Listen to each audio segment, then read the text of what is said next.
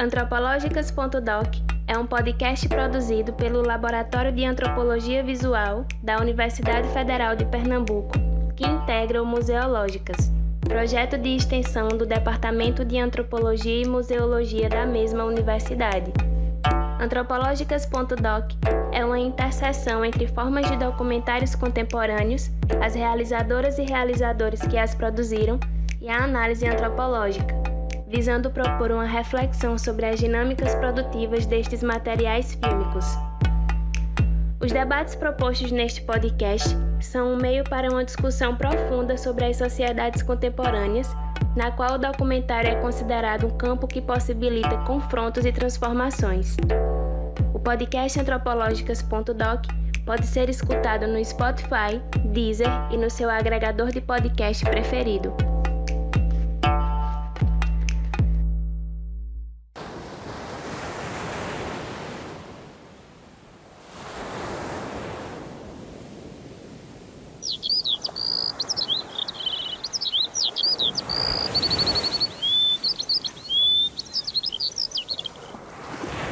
Eu acho que, infelizmente, o Brasil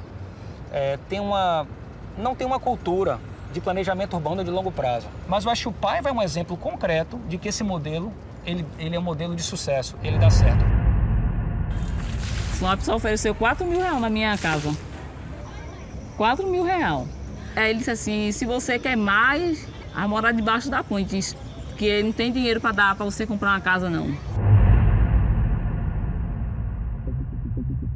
A metade sul do Paiva pertence à família Cornélio Brenan, a metade norte à família Ricardo Brenan, desde a década de 50.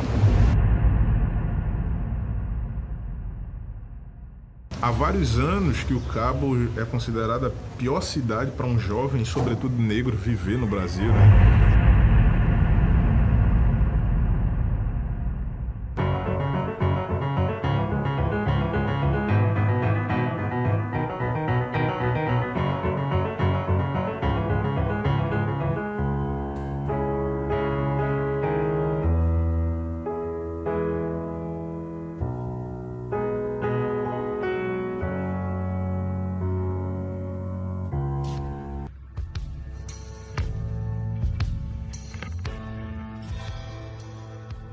Olá pessoal, bem-vindos ao podcast Antropológicas.doc. Eu sou Alex Bailati e os trechos de falas e sons que escutaram fazem parte do documentário Território Swap, produzido pelo Marco Zero Conteúdo e lançado em 2020, que é o filme que vamos debater hoje aqui, junto com Cecília da Fonte e Laércio Portelas, que são duas das diretoras do filme, que foi realizado junto com Marcelo Pedroso. A debater o filme estão aqui Júlia Morim e Igor Holanda, do programa de pós-graduação em antropologia. E eu agradeço Cecília e Laércio para participar do programa e vou começar com a primeira pergunta. Nós estamos interessados a entender um pouco de como nasceu a ideia do filme, né? O que impulsionou a realização do filme e quais foram as articulações necessárias para executá-lo, né? A nível de equipe, financeiros, de atores que foram mobilizados, né? E também, como a equipe é composta por 3 pessoas, seria interessante saber como vocês se articularam como equipe, né? Esse tema, referência, né, fílmicas que foram consideradas como ponto de partida para a gravação e a realização do Território Swap. Na verdade, Alex, esse projeto começou um tempo antes, né, um ano e meio, quase 2 anos antes, mas numa outra perspectiva.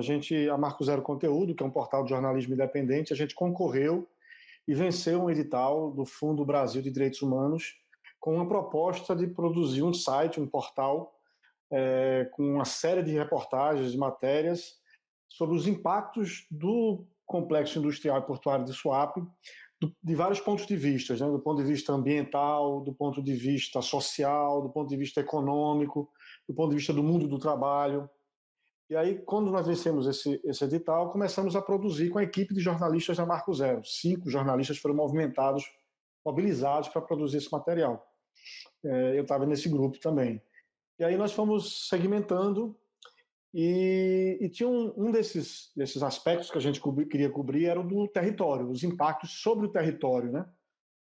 Sobre a ocupação especificamente do território no entorno de Suape.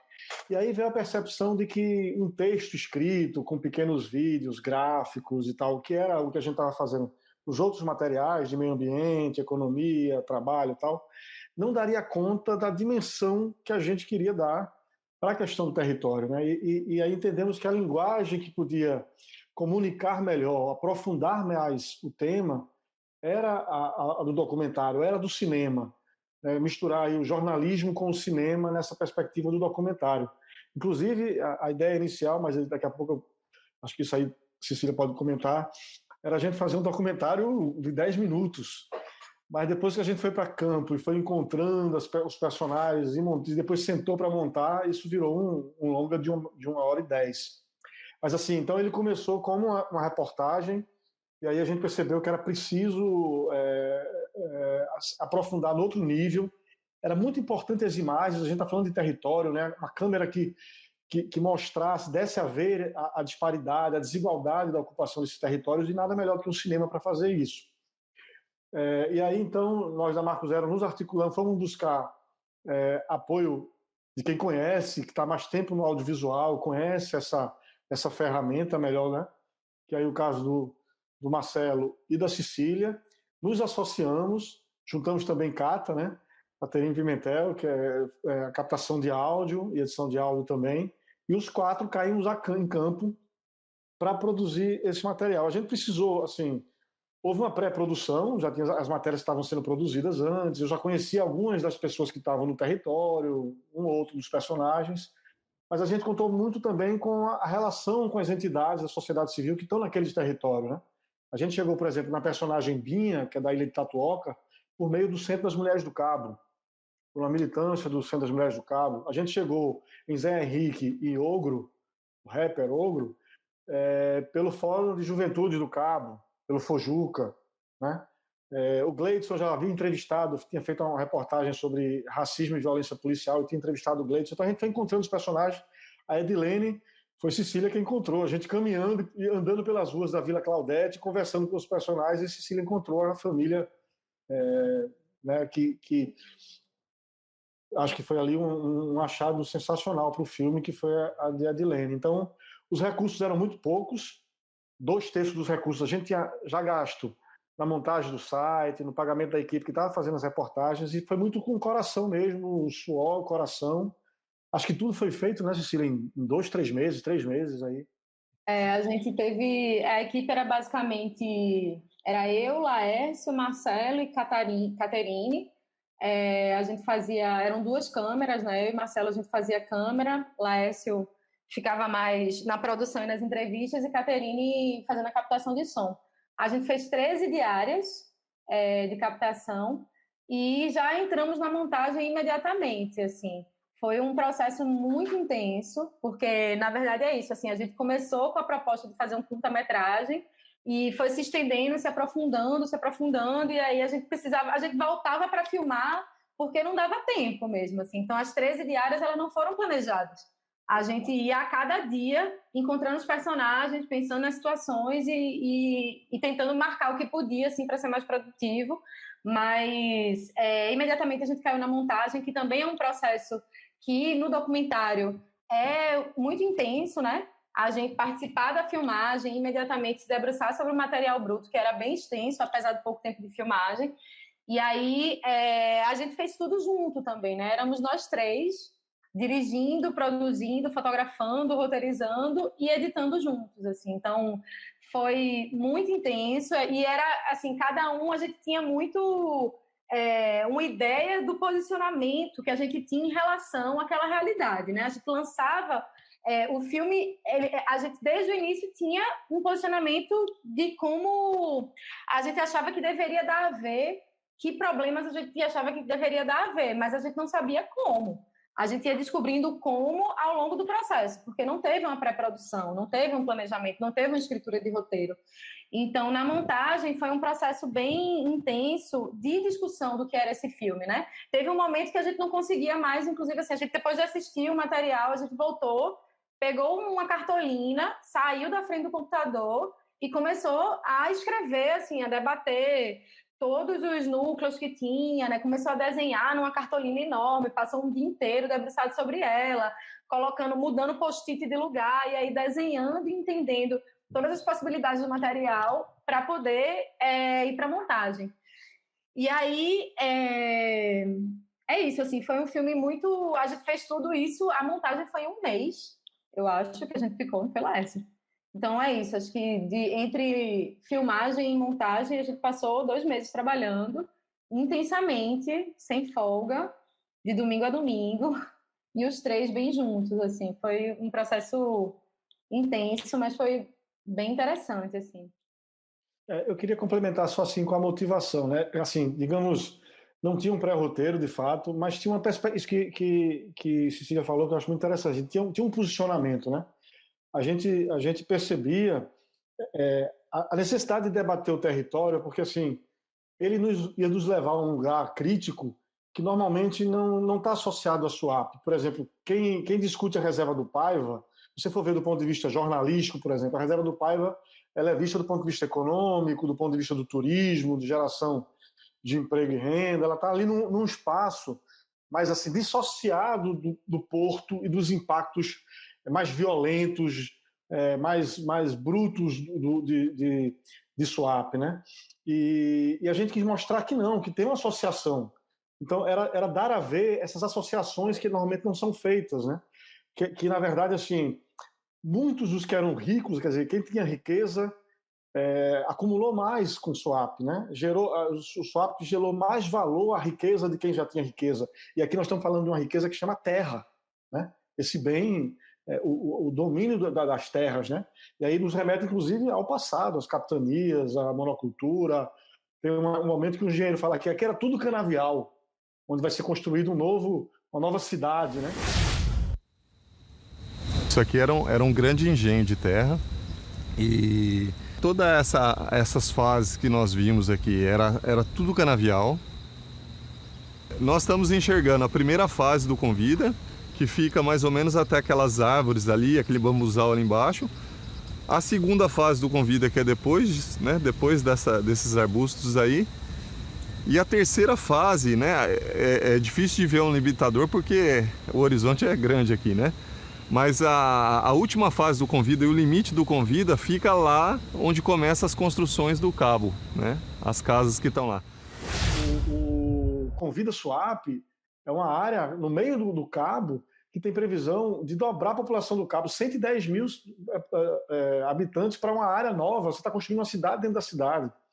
Então a gente queria mostrar que assim, trouxe muita miséria, o complexo trouxe muita pobreza, aumento de violência, esperança frustrada, talvez isso seja o mais, né, porque teve um boom em um certo momento e depois a frustração, mas gerou muita riqueza. E essa riqueza e pobreza associada à ocupação do território. E aí a gente foi buscar as vidas e as narrativas que mostravam como isso aconteceu, né, cotidianamente. E associar coisas que normalmente não são associadas. Como é que aquela riqueza do Paiva dialoga com a morte dos jovens negros, né, na periferia? Né? Você não vai ver essa associação nos jornais. E a gente, de certa forma, associa isso ali, né? Como é que a reserva de terra, de território ali para o Convida SUAP tá e você vê pelas maquetes que são prédios de luxo, né? Uma outra cidade que não tem nada a ver com a cidade, o Cabo, como é que ela se associa àquele conjunto habitacional sufocante que é a Vila Claudete, né? Então, associar essas ocupações do território e essas antagonias aí entre riquezas e pobrezas, e associar tudo isso ao complexo de SUAP, que muitas vezes não é feito. Esse foi o espírito assim, que nos levou a ir para o campo filmar, né? Hoje minha revolta tá em Buenos Aires, político tomando champanhe enquanto minha mãe chora, implora um dia melhor. Me sinto só no karma da imensidão, escuridão, me dá a mão e me chama pra dançar. Enquanto tô no quarto chorando, políticos a roubar. Eu sou guerreiro, minha raça foi trazida do navio negreiro brasileiro. Aqui como estou, com muito amor por essa terra. Enquanto peço paz, a polícia pede guerra. Então me erra, não quero ir pro caixão. Fazer poesia, arte como forma de contraposição. O sistema tá em ação. Enquanto eu for preto, meu direito vai ser a revolução. Minha favela representa tudo que eu sinto. A maldade dos homens nos joga no labirinto, eu minto pra não falar a verdade. Eu acredito que cada arte social é uma chave para entrar num tipo de convívio social.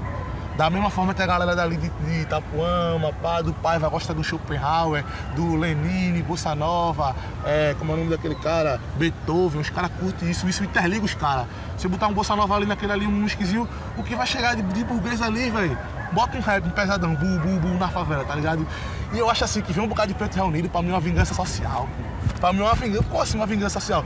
Porque imagina só, pô, era pra estar todo mundo triste, se matando, tá um monte de cara dançando passinho, pá, quebrando, pá. Imagina a cabeça da galera que é Bolsonaro, pô, Bolsominion, que quer ver nós tudo fudido. Imagina a mente desses caras, pô, liga pros homens que tá fazendo música, música não, pô, é cultura, pô. Vocês trouxeram nossos ancestrais, então tem que aguentar a nossa forma de viver. A gente não veio pra cá, então vem com tudo, pô. Eu não vou vir pra cá pra minha terra pra deixar de ser o que eu sou, não, tá ligado? Vocês já falaram que não tinham pré-roteiro, né? Mas assim, antes, quando foram a campo, vocês pensavam assim, esse filme, a gente não vai querer um narrador, a gente vai deixar as próprias pessoas costurarem sua história, né? Não ter esse voice-off. Ou isso só foi pensado nessa hora que vocês chegaram e se debruçaram e fizeram essa cartolina, né? E a outra questão é sobre esse acesso aos entrevistados, né? Vocês falaram, algumas pessoas, vocês chegaram por meio da sociedade civil, enfim. Como é que vocês chegaram às pessoas do Paiva, por exemplo, né? E se houve, como é que foi essa relação de vocês com os entrevistados? Se foi diferente para quem está representando, digamos, esse novo SWAP, esse novo Paiva, e as pessoas que já moram na cidade? Como é que se deu essa relação entre vocês, que estavam ali atrás da câmera, e os personagens?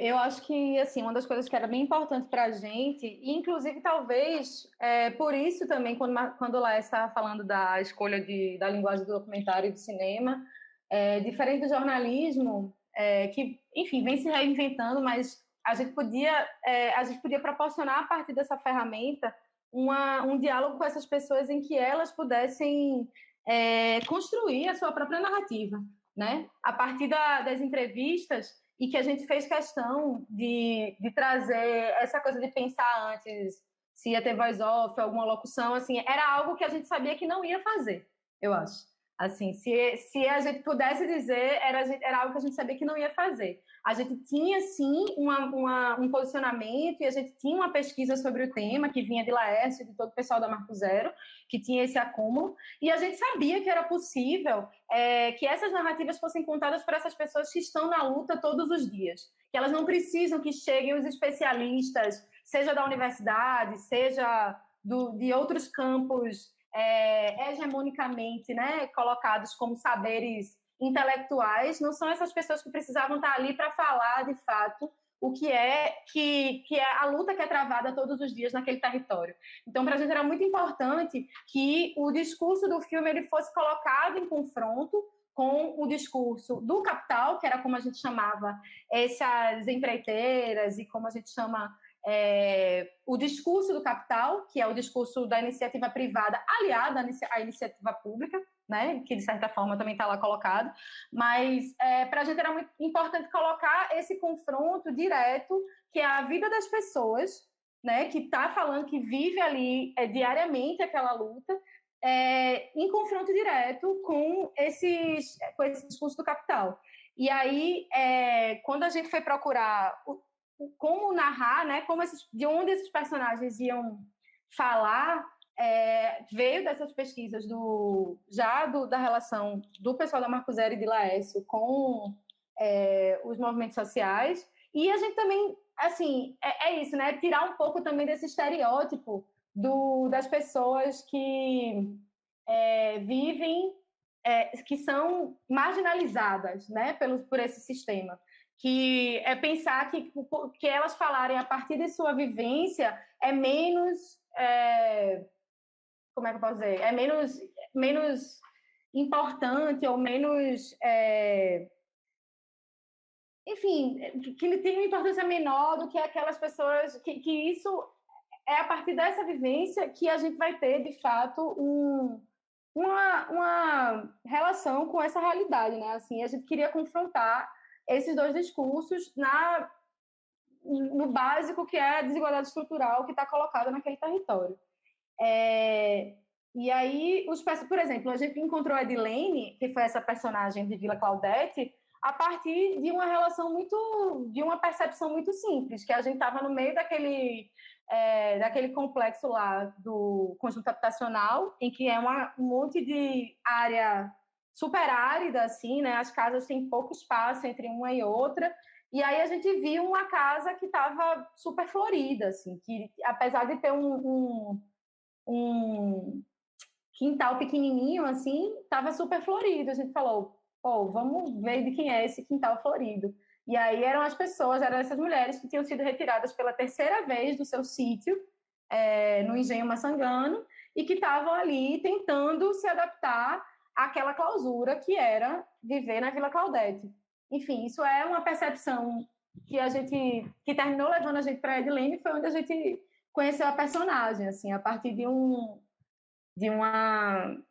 muito cotidiano e que tem a ver com identidade, né? Porque quando a gente está falando de território, a gente não está falando só de ocupação do espaço, da terra.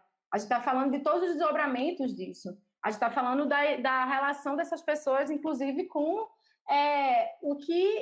a relação de afeto, né? A relação de construção de identidade, a relação de construção daquela família, da sua ancestralidade, de todas essas relações que estão também implicadas e que existe todo um interesse de genocídio, né? Então, a gente relacionar o filme, é isso que Laércio trouxe, assim, a gente tenta relacionar a máxima desse capital, que para que existir esse luxo, essa riqueza, é preciso que uma parte da população, uma grande parte, a maioria da população, esteja morrendo para que isso aconteça, né? Então, eu acho que teve um pouco disso. Assim, não sei se lá isso quer complementar. A gente tinha um planejamento de entrevistar alguns especialistas. A gente chegou a entrevistar um especialista, inclusive, que tinha feito um doutorado em cima do Paiva, da ocupação do Paiva, excelente material,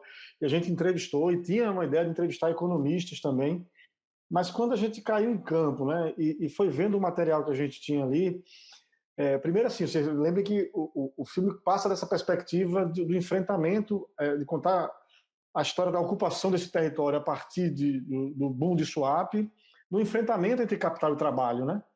E aí, quando a gente vai a campo e ouve as narrativas, a gente percebeu, acho muito claramente, eu acho que isso já estava conosco, assim, do acúmulo o modo de cada um de nós três ver o mundo, né? Já tinha alguma coisa na gente que dizia assim, esse confronto tem que ser direto. E aí, depois de fazer essa entrevista com o especialista, acho que voltando, no dia seguinte, a primeira vez que a gente sentou, foi assim, um olhou para o outro e a gente percebeu assim, não, nesse filme não tem essa voz de fora, essa voz é de quem está lá dentro, né? Tanto daqueles que criam uma relação afetiva com o território, uma relação produtiva, afetiva, e que vivem naquele território há gerações, né? Que seria aqui as pessoas do trabalho, que tem uma relação de uso do solo, né? Do uso daquele espaço, né? Contra aquelas outras pessoas, aqueles outros grupos, os empresários, o capital, que tem uma relação de troca, vê o solo como uma relação de troca, de ganho, né? E aí então a gente percebeu que esse confronto tinha que ser direto. No primeiro corte, quando a gente cortou, passou o dia todinho fazendo a montagem, no final a gente foi ver, a gente percebeu que não estava liga ali, entendeu? Essa confrontação não estava, ainda estava muito quadrada a situação. Depois a gente foi tirando alguns elementos e deixando realmente esses dois mundos se confrontarem mais diretamente, né? Eu acho que tem muitas passagens do filme muito, muito fortes, né? Vou lembrar aqui toda aquela cena onde Gleidson está em casa e falando dos jovens que ele acompanha, que foram mortos, assassinados, e vai escrevendo o nome para não esquecer o nome dessas pessoas, né? Dos amigos ali na parede. quando ele também se refere ao cemitério e vê os cemitérios assim, estão sugando a gente, né? Estão chamando a gente, a juventude para lá.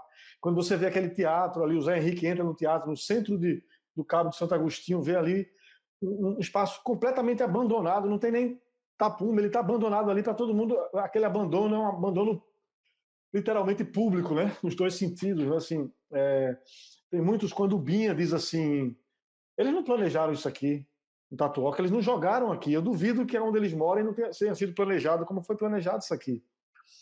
Ao mesmo tempo, a fala do Capital também desnuda muito a maneira de ver o mundo do Capital, né?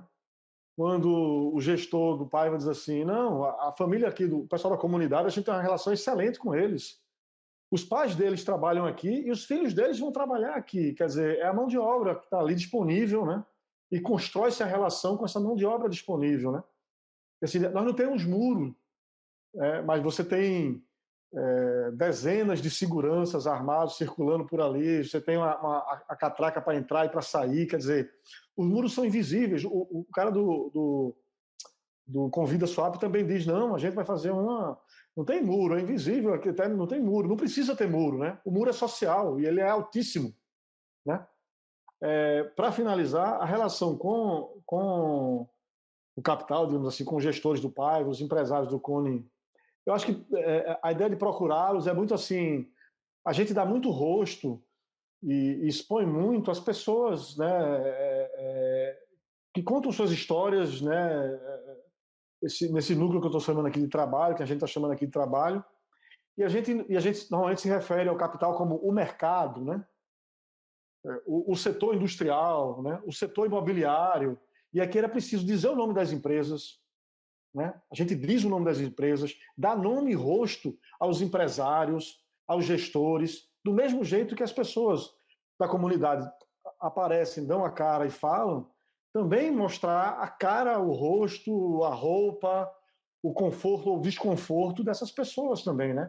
Tem uma situação de exposição. E eu acho que vocês veem que a câmera ela está posicionada, né?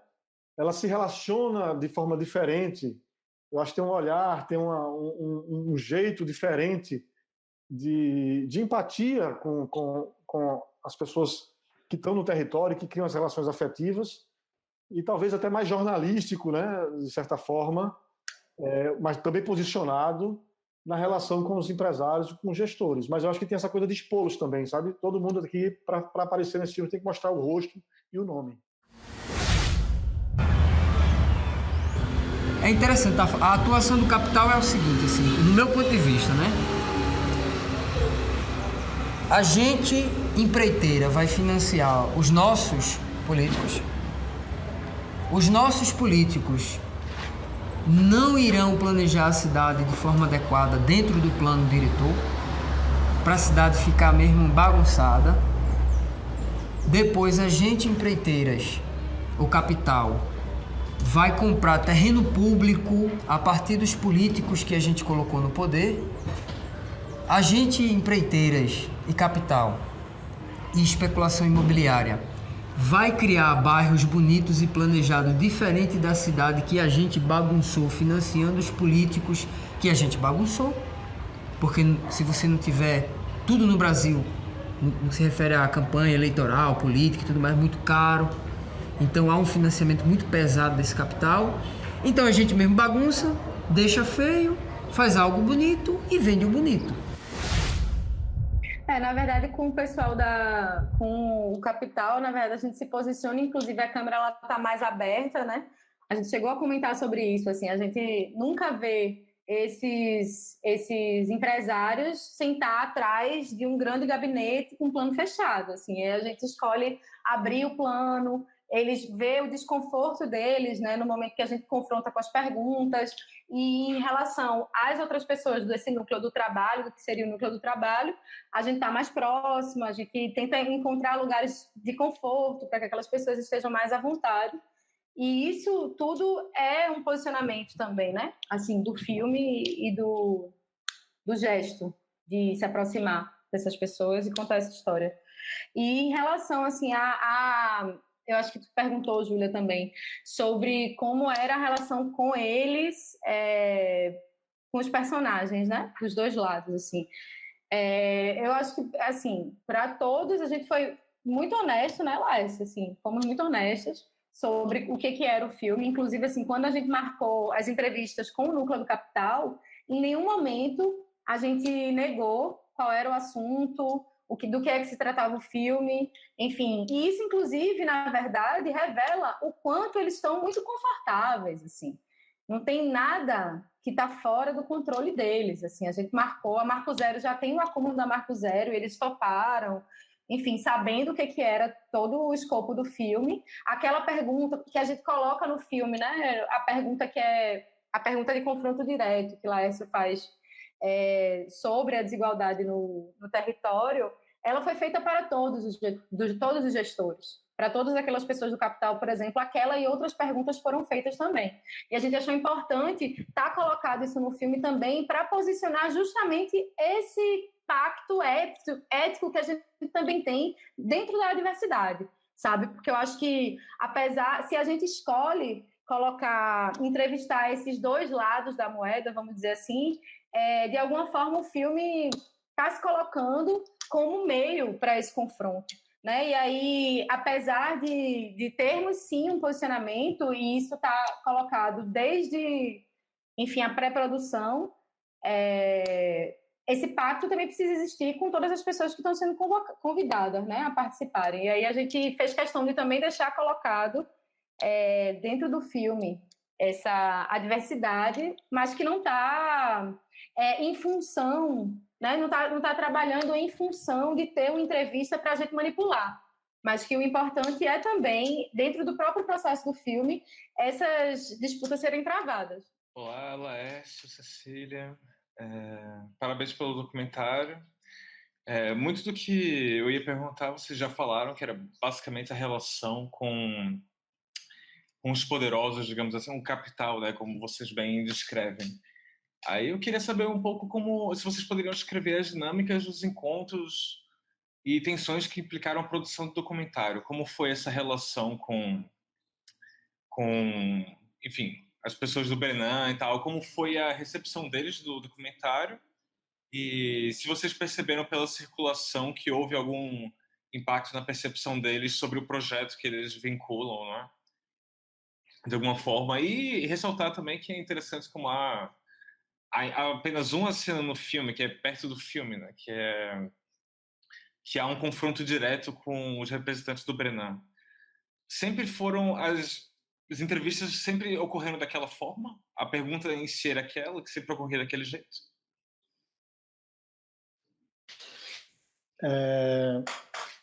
Bom, vamos lá. Essa relação, primeiro assim, a gente montou, como a Cecília estava dizendo, a gente foi buscar, né, esses poderosos, digamos assim, os gestores, empresários, foi muito jogo aberto do que a gente estava fazendo, né? As pessoas conhecem também a Marco Zero, sabem que a gente tem um viés crítico, né? E isso já estava ali colocado. Essa relação, eu não diria que ela foi...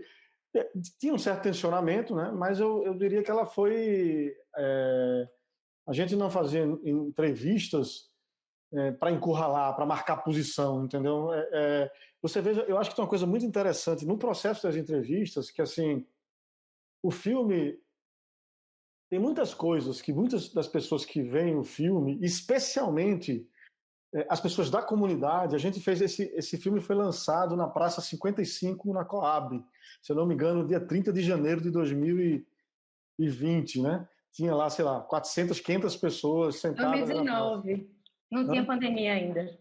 Não, 2020, janeiro de 2020. A pandemia janeiro, foi, desculpa. Eu escutei dezembro, desculpa. Foram feitas 2 sessões. Em janeiro de 2020, na Praça 55, no Cabo, que a gente, na verdade, quis que os jovens, né, o Ogro, o Zé Henrique, o pessoal do Fojuca, Fórum Swap, Centro das Mulheres do Cabo, escolhessem o local e eles escolheram essa praça porque é uma praça pacificada, onde a gente tinha menos chance de ser abordado pela polícia, proibirem o ato e tudo mais. Assim, é uma praça onde hoje ainda se pode ocupar, né?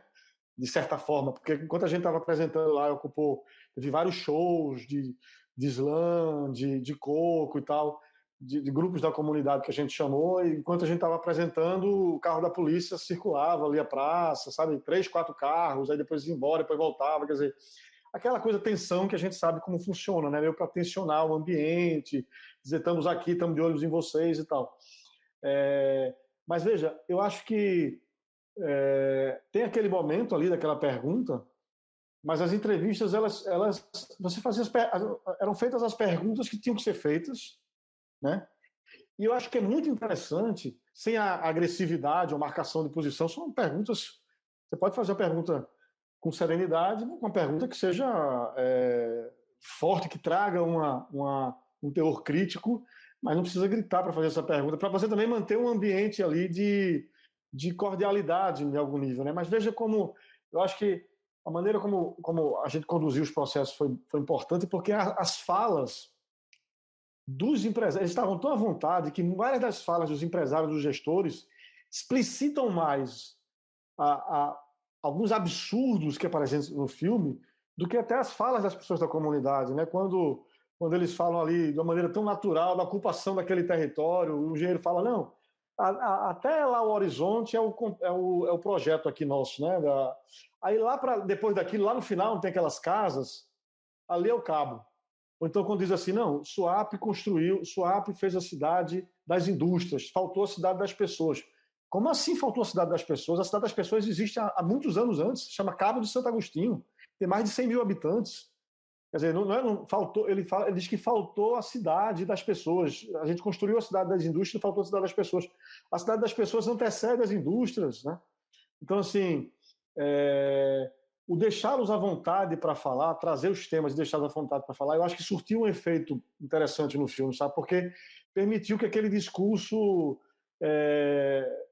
aflorasse com a naturalidade com que eles falam ali associando, né, o Pina com o Rio Mar, como uma coisa ali civilizatória, né, para aquela região que estava abandonada. Então tem esse sentido de civilização que a gente está trazendo para cá, né? Então essas conduções eu acho que foram interessantes, menos do conflito e mais do ouvir, né? Questionar, trazer os temas espinhosos, mas com o sentido da escuta também. A repercussão, na verdade, ela ficou comprometida, porque a gente ia fazer uma série, a gente queria, inclusive, acionar essas pessoas, né, desses grupos empresariais para exibir o filme, discutir e tal, mas veio a pandemia, né? Tanto é que a gente fez uma sessão em janeiro, depois uma em fevereiro, na OAB, também com as entidades da sociedade civil, com os advogados e tal, a Comissão de Direitos Humanos da OAB, e aí depois a gente teve que encerrar as sessões públicas, e depois disponibilizou em junho, se eu não me engano, junho, julho, o filme na internet. Então, assim, a gente não teve esse feedback direto, como a gente queria, não queria fazer um debate público e tal, muito compromissado pela questão da pandemia mesmo. Além de tudo isso que Laércio trouxe, é também a gente entender quem ocupa que lugares, né? Nós éramos uma equipe branca, classe média, né, que vem com essa câmera apontada para essas pessoas, né? Então chega dizendo, vamos fazer um filme, vamos fazer um documentário, vocês querem dar uma entrevista para a gente, vemos tem todo o acúmulo da Marco Zero, sim, mas assim, a gente também tem que entender que lugares a gente ocupa, inclusive manipulando essa ferramenta que é o cinema, que é o documentário, num lugar de privilégio, né? Eu acho que sermos quem a gente é, inclusive, e fazer aquelas perguntas só é possível por conta disso, né? Inclusive sem tanto desconforto, porque nossos corpos e nossa presença não provocava necessariamente um desconforto aquelas pessoas estando no lugar onde eles estavam, na frente da gente, conversando, como diria Maria Aparecida Bento, com os seus pares, né? Então, assim, eu acho que isso é bem importante da gente colocar, inclusive para pensar sobre qual é esse lugar dessa branquitude também dentro do cinema, né? Qual é esse lugar desses realizadores e realizadoras que têm a passabilidade que a gente tem para atravessar esses muros invisíveis que são colocados, por exemplo, pelo Paiva, pelos Brenan, e que não deixa aquelas pessoas que estão confrontando diretamente dentro do território entrarem lá para falar e para lutar e a gente pode entrar com a nossa câmera e estar lá, de alguma maneira, colocando isso em confronto. Então, eu vejo muito o cinema com esse papel político também, da gente entender quem a gente é e como mobilizar essa ferramenta, né, que é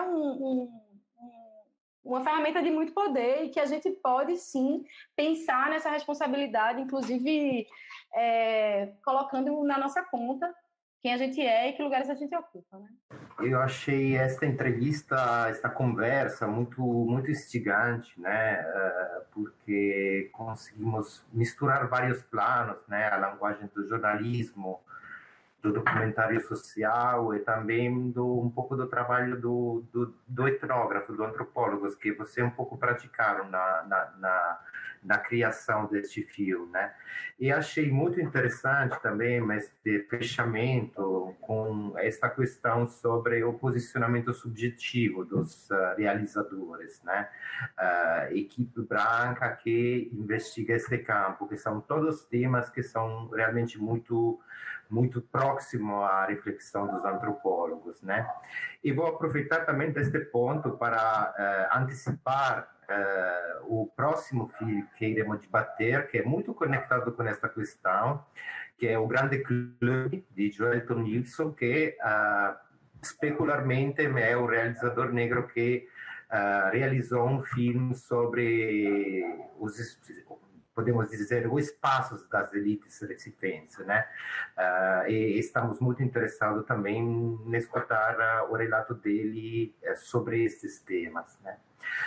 Bom, eu agradeço novamente Laércio Portela e Cecília da Fonte, né? Igor Holanda e Júlia Morim nas entrevistas, e continuem a escutar os nossos podcasts antropológicas.doc. Até mais.